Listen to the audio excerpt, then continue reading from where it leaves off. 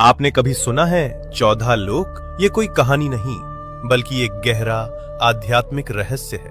हमारे ब्रह्मांड में कुल 14 लोक माने गए हैं, 7 ऊपर और 7 नीचे।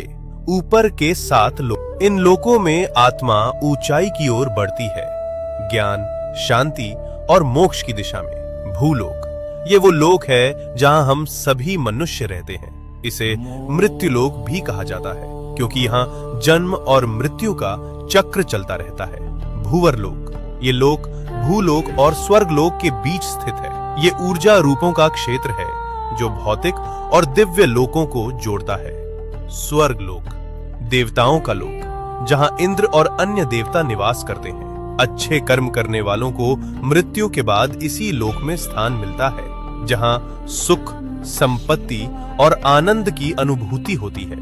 महरलोक, ये दिव्य ऋषियों, तपस्वियों और महान आत्माओं का निवास स्थान है, जहां वशिष्ठ और विश्वामित्र जैसे महान ऋषि तपस्या करते हैं। जनलोक, इस लोक में वे आत्माएं निवास करती हैं जिन्होंने ज्ञान और ध्यान में परम सिद्धि प्राप्त की होती है।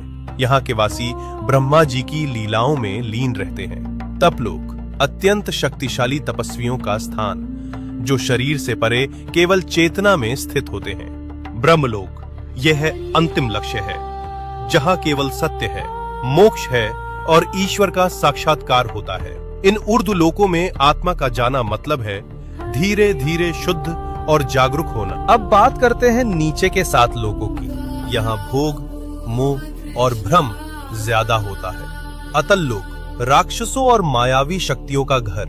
वितल लोक, जहां कामनाएं और भोग हावी रहते हैं। सुतल लोक, राजा बलि का लोक, वे दानवीर थे लेकिन उनमें अहंकार भी था। रसातल लोक, जहां भ्रम, लालच और अज्ञान का घना अंधेरा है। तालातल लोक, छल, धोखा और झूठ से भरा हुआ लोक। महातल लोक, जहां अंधकार और अहंकार का बोलबाला है। पाताल लोक, सबसे नीचे का लोक, तामसिक ऊर्जा और इच्छाओं का केंद्र। लेकिन इन सब का मतलब सिर्फ बाहरी दुनिया नहीं है। ये 7 लोक हमारे भीतर की नकारात्मक सोच और कमजोरियों का प्रतीक हैं। तो जब हम सच्चाई, भक्ति और सेवा में लगते हैं, हम ऊपर के लोकों से जुड़ते हैं, और जब हम लालच, मोह और गुस्से में फंसते हैं, हम नीचे गिरते हैं। सोच बदलो, लोक बदल जाएगा।